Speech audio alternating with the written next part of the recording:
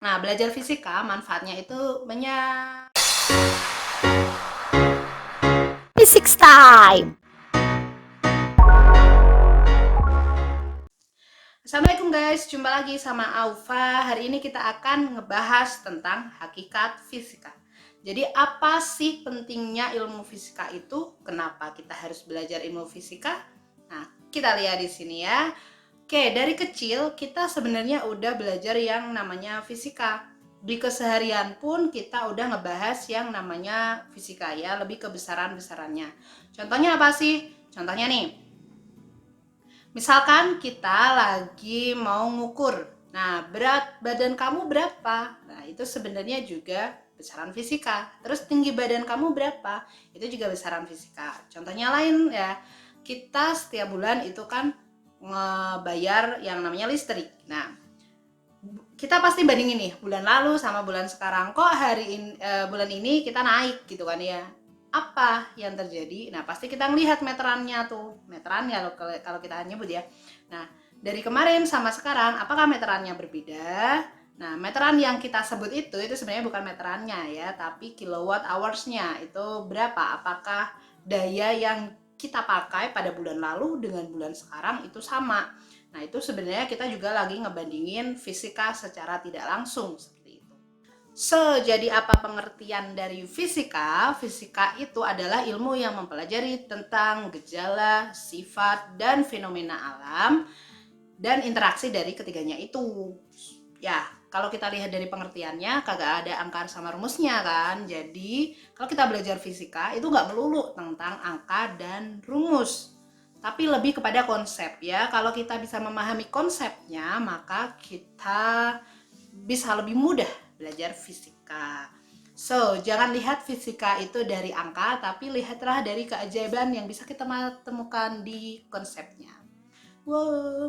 Nah, oke, kita lanjut ya. Kita belajar fisika itu manfaatnya apa sih gitu ya. Nah, belajar fisika manfaatnya itu banyak gitu ya kan ya. Apa aja sih manfaatnya? Yang pertama adalah proses ya. Jadi selama kita belajar fisika atau fisika itu ditemukan sampai sekarang, itu pasti kan ada prosesnya. Ya nggak hanya ilmu fisika aja sih, pasti ilmu-ilmu lain juga butuh proses gitu kan ya. Nggak mak bedunduk gitu tiba-tiba ada itu fisika ya. Nah, si proses ini dalam fisika lebih banyaknya itu menggunakan investigate atau investigasi, atau nanti kita sebut dengan metode ilmiah ya. Jadi lebih banyaknya ke dalam metode ilmiah. Nah, dari situ kita bisa tahu kalau untuk mendapatkan sesuatu itu kita butuh proses yang bisa jadi tiba-tiba, bisa jadi prosesnya sangat lama seperti itu ya. Contohnya apa? Contohnya misalkan Thomas Alva Edison, pasti kalian tahu lah ya. Thomas Alva Edison untuk mendapatkan sebuah lampu yang kita gunakan manfaatnya sampai sekarang, itu katanya butuh sampai 1000 kali percobaan ya, but I don't know it's 1000 or no gitu ya. Yang penting pokoknya itu tuh banyak sampai baru ketemu yang namanya lampu gitu ya. Atau contoh lain itu adalah Rainer Weiss yang dia dapat Nobel tahun 2017 kemarin untuk mendapatkan ilmunya yaitu tentang gravitasional, gelombang gravitasi gitu ya. Gelombang gravitasi itu membutuhkan 40 tahun untuk penelitiannya. Bayangin 40 tahun guys ya. Itu sangat lama kan, hampir seluruh hidupnya mungkin ya untuk mendapatkan seperti itu. Nah, sekarang kita lihat lagi ya, dari proses-proses itu pasti kan butuh kerja keras. Jadi manfaat yang pertama kita dapetin, kalau kita mau dapetin sesuatu ya harus kerja keras. Contohnya seperti itu ya. Jadi kita melihatnya sebagai prosesnya seperti itu ya. Kalau kalian pengen sukses ya harus kerja keras. Itu salah satunya. Yang kedua itu adalah produk. Jadi fisika sebagai produk. Produknya apa aja? Produknya banyak ya guys ya. Oke, yang pertama itu adalah fakta ya. Jadi apa itu fakta? Fakta merupakan keadaan atau kenyataan yang sebenarnya dari suatu peristiwa. Kalau di sini fakta ini akan dijadikan dasar dari nanti yang kita dapetin hukum, prinsip dan lain sebagainya. Nah, eh, kalau kita lihat dari manfaatnya, ya apapun yang kita lakukan di kehidupan semoga didasarkan dari fakta, jangan dari kebohongan gitu ya guys ya. Oke, nah kita lanjut yang selanjutnya yaitu konsep. Kalau konsep itu adalah abstraksi dari beragam kejadian. Tadi ya bisa dari fakta, fenomena yang ada di alam semesta ini. Nah, konsep ini akan sebagai atribut untuk yang selanjutnya yaitu prinsip dan hukum. Nah, prinsip dan hukum ini contohnya hukum Newton kayak gitu ya misalkan, atau prinsip Bernoulli. Oke. Nah, di sini bedanya apa sih? Kalau hukum itu adalah pengetahuan tentang sifat alam semesta yang dapat diverifikasi secara eksperimental. Oke. Kalau yang prinsip, prinsip itu aturan atau mekanisme tentang suatu fenomena ilmiah. Nah, bedanya apa ya? Jadi inti perbedaan pada hukum dan prinsip itu, hukum tidak menjelaskan mekanisme yang terjadi, tetapi lebih menggambarkan fenomena secara umum.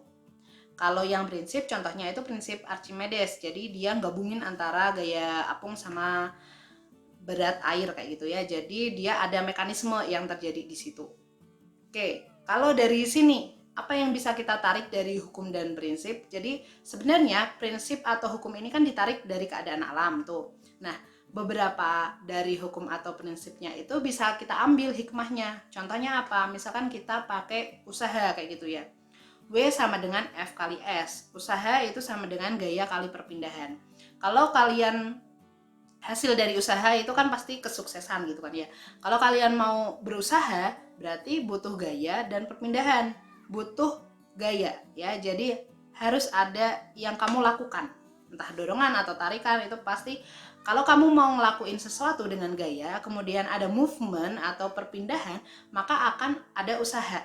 Usaha di sini akan menghasilkan kesuksesan kayak gitulah. Jadi ya mungkin ini cocok logi dari hukum-hukum fisika ya dengan hukum yang ada di alam gitu ya, kehidupan kita secara sosial gitu. Tapi menurut aku banyak kok, nggak hanya ini, tapi banyak juga yang emang itu tuh sama kayak gitu ya. Nah, jadi nggak hanya cocok logi, tapi ini bisa kita gunakan sebagai prinsip dasar kita berkehidupan seperti itu. Nah, kita lanjut, yang selanjutnya adalah rumus. Nah, kalau tadi udah dapat hukum sama prinsip, maka biasanya akan diturunkan ke rumus biar gampang gitu ya. Contohnya tadi misalkan usaha sama dengan gaya dikalikan perpindahan. Kalau kita nulis itu dalam semua bab itu kan pasti panjang ya, namanya juga huruf-hurufnya banyak. Nah, untuk mempermudahnya apa ya, kita kecilin. Usaha itu kita rumuskan dengan W, kemudian gaya itu dengan F, dan perpindahan dengan S. Jadi lebih mudah, simple gitu ya. Kalau bisa lebih simple, kenapa harus ambil yang susah gitu ya? Oh, kalau yang sekarang biasanya kebalik gitu ya. Nah, kita lanjut. Yang selanjutnya adalah teori. Nah, nggak selamanya kejadian yang ada di alam itu bisa kita gambarkan. Jadi gimana ya, masih banyak hal yang tersembunyi yang tidak bisa kita amati secara langsung. Contohnya misalkan cahaya, kita bisa melihat cahaya tapi kan kita nggak tahu ya di dalamnya ada apa kayak gitu. Nah, untuk menggambarkannya itu kita pakai yang namanya teori. Contohnya misalkan teori Maxwell, kemudian teori Einstein, itu masih dalam bentuk teori bukan hukum, karena dia masih tersembunyi atau kita nggak bisa melihat secara langsung gitu ya, nggak bisa diamati secara langsung. Nah, itu yang namanya teori seperti itu. Nah, jadi dari tadi proses kemudian produknya, kita bisa ngambil sebagian inti kecil untuk kita ambil manfaatnya. Oke, kita lanjut yang ketiga ya, bukan kedua. Yang ketiga adalah sikap. Jadi dari proses tadi, dari awal sampai kita mendapatkan suatu produk, itu kan pasti ada sikap-sikap yang akhirnya kebangun dari untuk membentuk suatu produk tadi dalam prosesnya. Apa aja yang bisa kita dapetin selama kita berproses tadi sampai akhir? Yang pertama itu adalah rasa ingin tahu, ya, curiosity. Setiap ilmuwan itu pasti rasa ingin tahunya tinggi.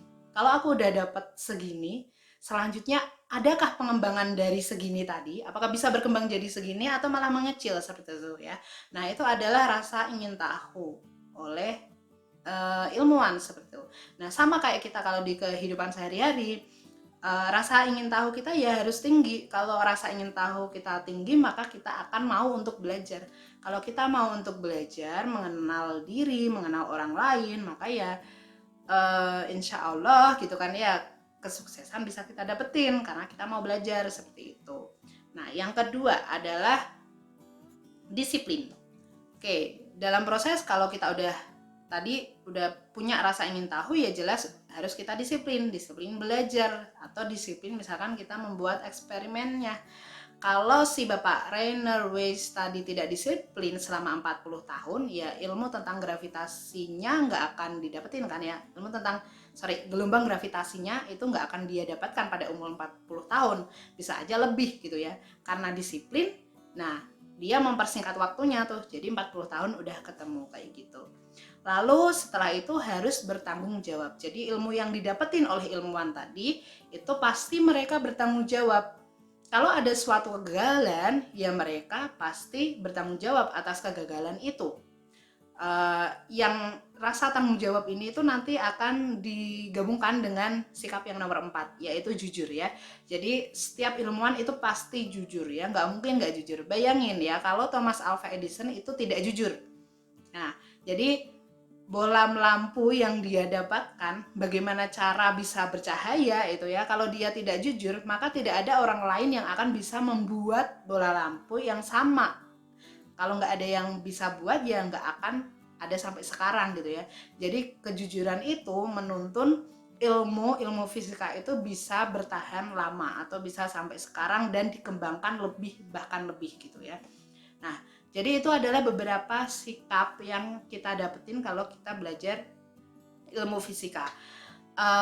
Dengan belajar ilmu fisika, baik dari SD, SMP, atau SMA, diharapkan tadi dari proses, kemudian produk hasilnya, hingga sikap-sikap yang dikembangin, itu tertanam dalam diri kita, sehingga dalam kehidupan selanjutnya, entah itu kuliah yang tidak ada hubungannya sama fisika atau dalam kehidupan sehari-hari, itu bisa kita pakai ya. Contohnya tadi rasa jujur ya, kalau ilmuwan bisa jujur, kenapa enggak kita bisa jujur dengan orang lain misalkan kayak gitu ya. Kita tidak boleh berbohong seperti itu.